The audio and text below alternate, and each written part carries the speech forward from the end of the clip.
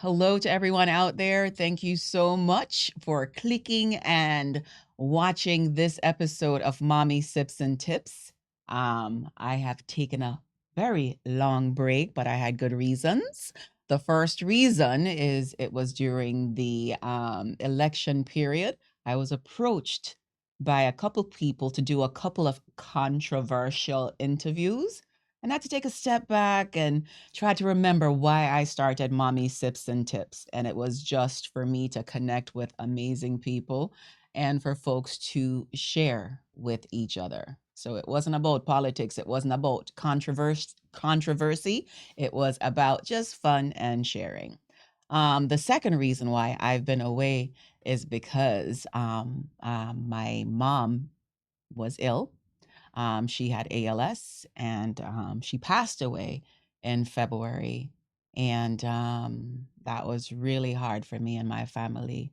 Took some time off, but I feel it's now time to get back to something I enjoy doing, which is Mommy Sips and Tips and chatting with people like my guest today, who is Jessica Husey Nua. She is a friend of mine, a very great friend who helped me a lot over the years, and especially the past few months with the passing of my mom. So, welcome, Jessica. Welcome, welcome. Thank you for having me, Karen. I thank you for saying yes. And I have to tell everyone that this is an episode that we planned on doing from last year. Today's episode, by the way, is titled Caring for Elderly Parents and Dealing with Grief. So I mean it's Very right. hot and heavy. It's hot and heavy. We have the tissue here just in case some memories come back, but we are going to get through this because, Jessica and I had several conversations and we realized that a lot of our friends are doing what we have done, taking care of elderly parents. And it's not an easy task. So if we can share tips to help others to go through the situations with grace and a little bit more ease, that's something that I think we should do. Thoughts? Definitely. A lot of times we sit in our silos Mm, and we struggle by ourselves, but ultimately we need a village. We need a village to successfully care for our elderly patients. We need to get back to you basics. said patience. I needed to step out Oh, of work and come to look the at street, get to the that. streets. Our parents, not our patients. Yeah. Yes. All right. Yes. So, we're just going to jump right into it. And I'm going to ask you the first question, Jessica. So, how has your relationship with your parents changed, as they began aging? Well, it's a very delicate line, right? It starts out with you, of course, being the child and taking direction only from your parents. And slowly, little by little, you start to kind of pull away and you start to say, how do where am I needed? How do I start to ease some of their burdens and their frustrations? And then little by little, the roles kind of blend. And then there comes a point where it actually switches completely. Mm-hmm. And my grandmother always said, once a man, twice a child. Yes. And being a part of that and actually seeing it happen, I was very grateful to have that foundation, and those conversations was always a part of our family. And taking care of the elderly started with my grandparents, so it was something that was natural Mm, for my family. So all of it really helped me be a little bit more prepared, because you're not truly fully prepared mm, for what you truly have to go through, everyone. But having that foundation, I think, really supported me, mentally, physically, spiritually, on the journey that I ended up and still continue to this day go right. through. And I have to tell you, I didn't have the same foundation that you had, right? Where I had elderly grandparents that we had to take care of. I learned from you, right? I had to see everything. I had to learn everything as I went along. So thanks to people like you who shared. And with my mother and our relationship, my mother was a strong, strong single woman with a very strong personality. And, I just grew up knowing that she could fix anything that was out there. Yeah. And when she got diagnosed with ALS, I realized that this is one she can't fix. And this is one that I could not fix for her.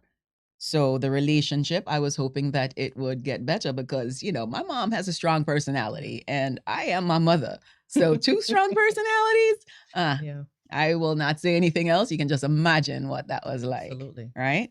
So, during your caregiving journey, like what emotion or emotions were most common during that journey? It For me, it was finding that balance between taking charge and still honoring them in their role. Because even though my grandmother, my father, and then now my mother, they physically need my help, they need my support, making decisions for them, helping them with their everyday, they're still my parents, they're still my elders. Mhm. So for me, it was, there were times it was difficult explaining to my parents what needs to be done, but still asking them permission at the same time. It can get a little tricky. But, Mhm. there are ways that I learned over time to kind of balance that. I always included them in the decisions. Um, when things would come up, I would always have to show them compassion and have patience. Things didn't happen right away, even though time was of a essence with certain things and certain decisions. Sometimes I just had to stop and sit back and remember my place. I am Mhm. their child. I am Mhm. not their parents. But we there are certain things you just have to move forward with. So in my situation, and my journey with caregiving has spanned over 20 years. So Mm. it's, with It's a three long time. different, family members. So it is a long time. It has shaped, this whole part of my life. It has shaped my marriage. It has shaped how I've raised my children, how I've chosen employment and certain jobs, certain Mm. careers. It has really been the foundation of all of my decisions because it was something I was tasked to do. Right, but I'm gonna dive deeper into that question, right? Because you said that you have to respect and know your place. But how do you respect their wishes or their need for independence? How do you balance that with what's best for them in certain situations? Because my mother, ALS, breathing is compromised. Yes, She can't drive, right. but she wanted to go out on the road and she would get out there and try to walk to Publix. And you know where I live and you know where Yes, Publix is. yes. So my friends would call me, April would call me, I see mommy outside. Is she supposed to be out there? She's my neighbor, you Yes. know? So how do you balance that? So I've been through situations like that before, and it's usually comes to a point where there's a realization. Like obviously your mom couldn't drive anymore, but there was a time where she could. Mhm. So I'm sure there was a moment where either you realized or she realized that I probably shouldn't drive anymore. She never Some realized it. Right. She never realized that. and Okay. that reminds me of how I ended up having to take the car keys away from my mother, Mhm. which it was a very difficult situation. Prior to that, she was the one who was helping me drop my children off at Mhm. school and picking them up so that I can do my shifts at work.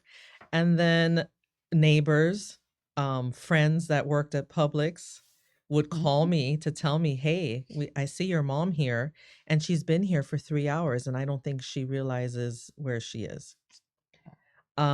So it's once again back to that village. Like you mentioned, Yeah. you had your neighbors. You can't prevent everything from happening, but the goal is to keep them safe. Mhm. Sometimes, yes, they may walk down the street, and then you have to lovingly bring them back. Sometimes the situations are more difficult than others. Mhm. Sometimes it becomes confrontational, but the hope is always that you can come to some type of agreement or realization on their own that we have to make some adjustments. So, for your case with your mom, it might be, and I've heard you have these conversations with me that you had to take time to make sure you planned the day and the time for her to go to this place because she was going to go regardless. Yeah. So you had to make those adjustments to be there, to adjust your work schedule, your life, with your daughter, your husband, to make that time for her Mhm. so that she can feel her independence, but with support. So, there came a day with my mom that I had to tell her, and it was very difficult because I can tell it broke a little bit of her heart, which Mhm. was very difficult. But I had to say, it's not safe for you to drive the children anymore. And at that point, she had to realize, and I had to present it to her in a way that this is about the safety of your grandchildren. Mhm. This is not about you and what you feel you can or cannot do, but we have to protect the children. And that's the approach I used in that situation. Yeah. So she continued to drive herself only after that, but she Mhm. never drove the children again.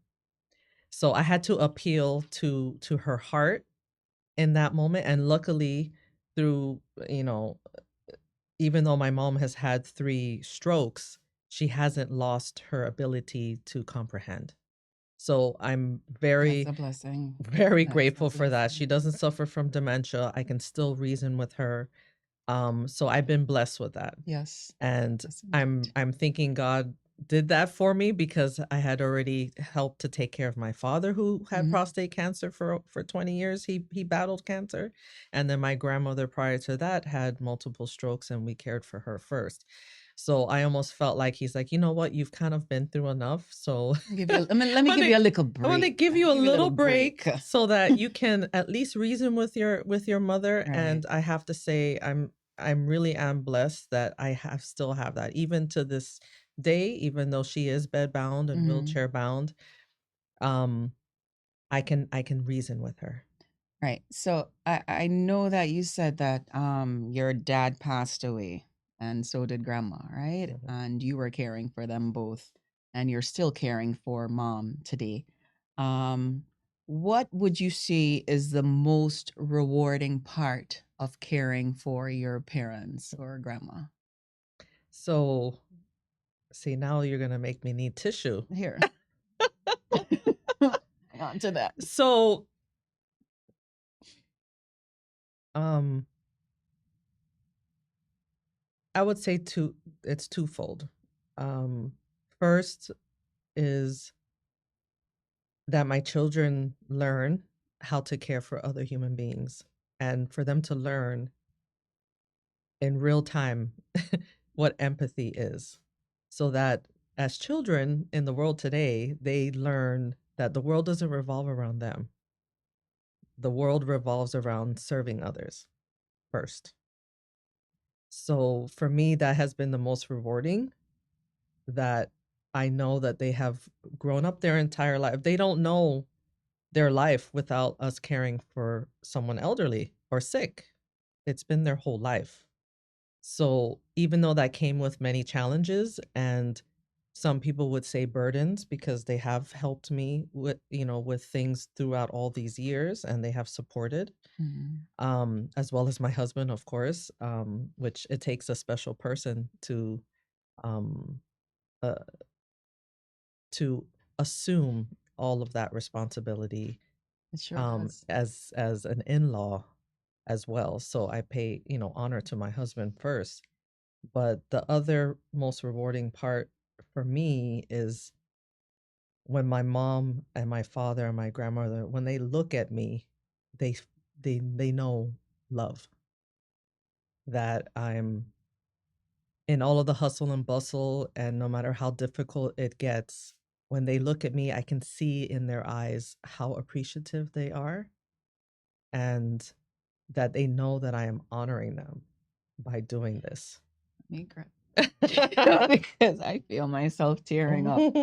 And I have to say that in the final months that Mm, my mother was alive, especially when she was hospitalized for a couple of weeks, for several weeks. You yeah. were there. Mhm. Um, and I did see that same thing in her eyes. And I guess one of the things that she expressed most was just gratitude. She was so thankful to me, to my brother, and to my daughter.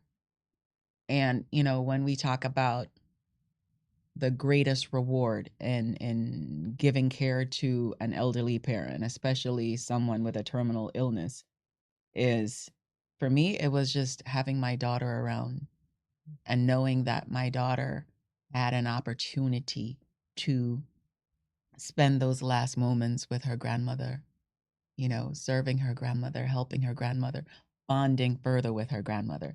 So I was so grateful for that time. Mhm. And, when we talk about husbands and the support, shout out to Andrew Vassell, who, in those moments when I lost patience and I was angry and I couldn't comprehend what was going on, he was that voice of reason for me. And he was that advocate for my mother as well. So shout out to you, babe. All right. And I know you mentioned your brother, and for me, I have a brother as well. I don't Mhm. have any other siblings, and um the same love and care. My brother moved down from New York, and we all live in the same house. That's a whole nother conversation about a Mhm. village and Mhm. how sometimes it's needed to be successful for it to Right. actually work. But the sacrifice that he made to come down, and then I see um it's different in certain cultures, and that men don't really help with the caregiving, the physical, cleaning, the painting of the toenails, like what your Yeah. brother did Yeah. for your Yeah. mom. Those are the same things that my brother does as well. And they do those things because they're doing it for the love of their mother, Mhm. not because of what society says a male should be doing. Right. So, I want to give them, massive props as well. So props to you too, Tino. So, when we look at some of the responsibilities that we have as far as our careers, our work, and we look at family obligations, um, I know that I was able to balance a lot of it with the help of my brother, where I have meetings, we have meetings every morning at 9:30, our leadership meetings. So we have to do that. My brother took care of the doctor's appointments. Right. So that was my balance. Carol would drive somewhere, my nephew would drive somewhere. So that's how I balanced my work and caregiving. Mhm. How did you manage that?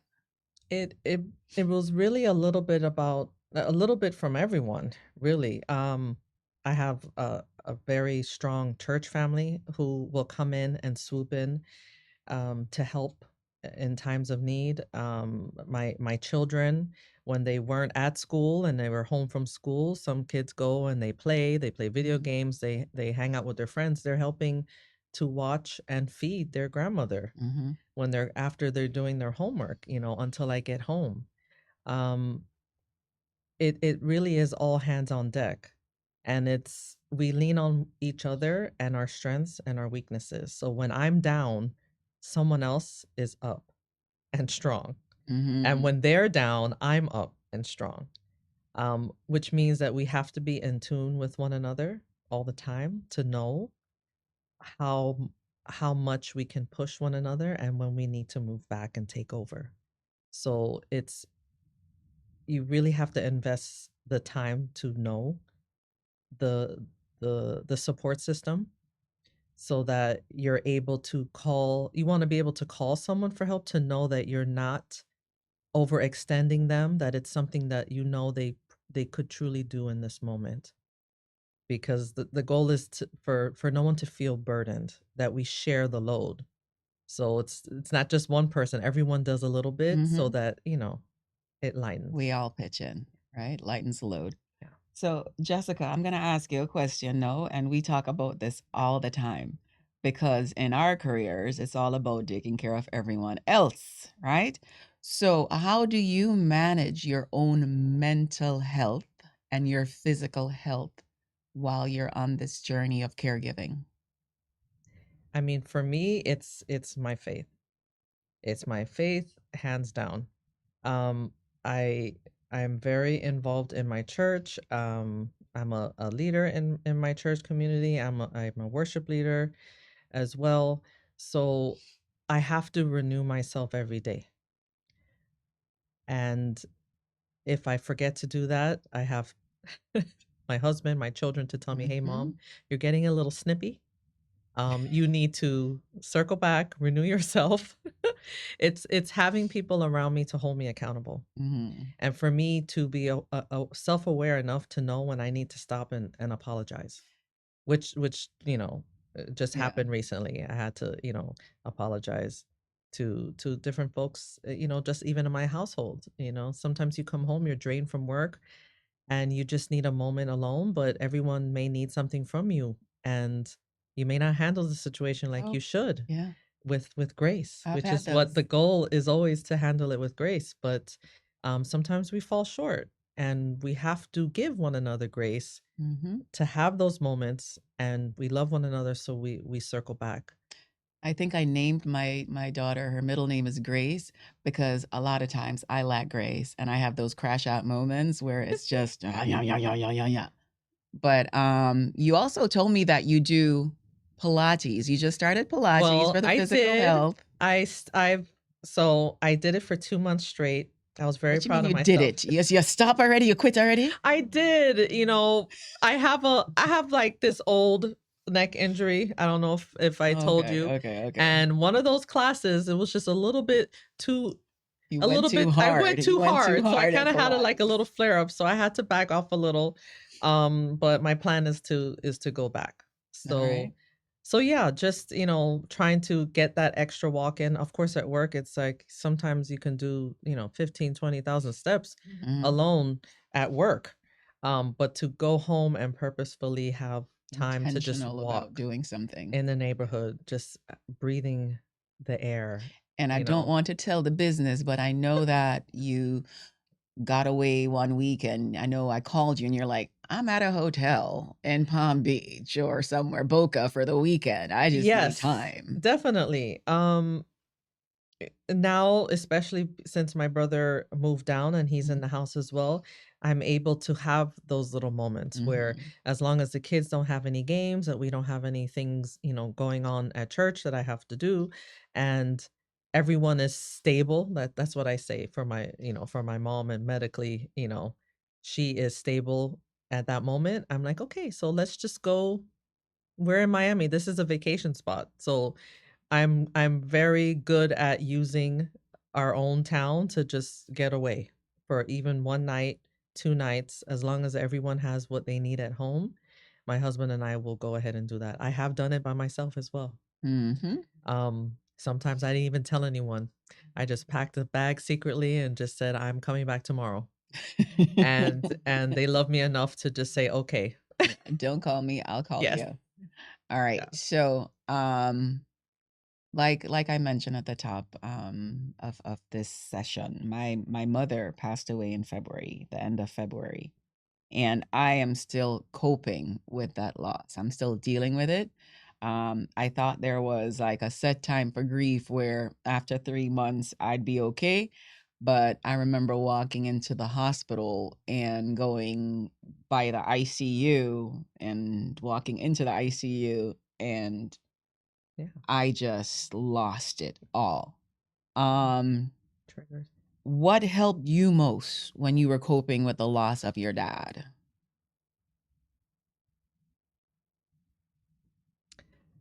I know it sounds kinda cliche, but I was so busy that sometimes I was so tired, I didn't even have enough strength to be sad or cry. I know that sounds crazy, but when my dad did pass, and he passed in the hospital that I work on, the unit I worked on, um, I also had, with the encouragement of my father, his last words before he passed was that, you need to go ahead and apply for that position that was open at the time, and you need to go ahead and just start your masters, because if you never start, you won't finish. And those were the last words he told me. So, right after he passed, while we were in that same room, I got the phone call from HR for my interview, Wow. and I got an email from Nova that I was accepted into the master's program. Wow. And you have since gotten And that that was 10 position, years ago. got the position, Got the position and got the ones got the after and degree. got the degree. And, my children were very young. My youngest was only 2 at the time, and my other 2 children, were, 7 and 9. So 9, 7, and 2. Mm, So I did the interviews while planning his funeral, um, and went ahead and started a new role and did all of that. So during that time, it was really just honoring him and the things yeah. that he said for me to go ahead and push through. And my family was there, cheering me along. My brother was there in town. My husband is always there, Mm, to take care of the kids, take them to their games while I could go and just finish a paper and study, and do what I needed to do. My mom had not had her first stroke yet at the time, so God knew what he was doing. He yeah. was giving me what I could What handle. you could bear. And then when I finished that program and was comfortable in my new role is when she had her first stroke. And then Yeah. I just went straight into that. So I truly believe that God gives us what What we you can can handle. handle, and we're not handling it because we can. It's not by Mhm. our strength, it's by his strength. By his. Because I don't remember walking during that time, the old poem, Footprints, the Mhm. poem. I literally don't remember walking during that time. I was literally carried. Carried. You were carried. So, He was yeah, with you. He was with you. yeah. So we are about to wrap up now, but I do want to ask you one thing. I like ending with advice, right? So what advice would you give to someone just beginning their caregiving journey?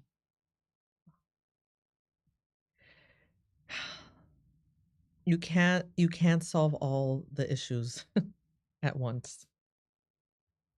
Just take a little bit at a time. The small wins. One day at a time, one issue at a time, and give yourself grace. Mm, great advice. That is awesome advice. And I would just add to that, just be patient. Be patient. Add a little more patience on top of everything it is that you're doing, and to embrace the moment, be present, right? Because I thought for sure my mom was going to be able to leave the hospital and we would have more time Right. with her. And you never know what tomorrow is going to bring. So, along with that grace, along with the patience, along with tackling one problem at a time, just be present and embrace and enjoy your loved one while you're taking care of them. So that is it. Jessica, thank you so much for joining me for this episode. It's We been an said honor. last year we were We going to did. do this, and now we're finally getting to it. Hopefully, we shared some nuggets that will help someone who's listening today. Um, I want you all to be encouraged. I want you all to be blessed. And I hope you all tune in for the next episode of Mommy Sips and Tips. Take care.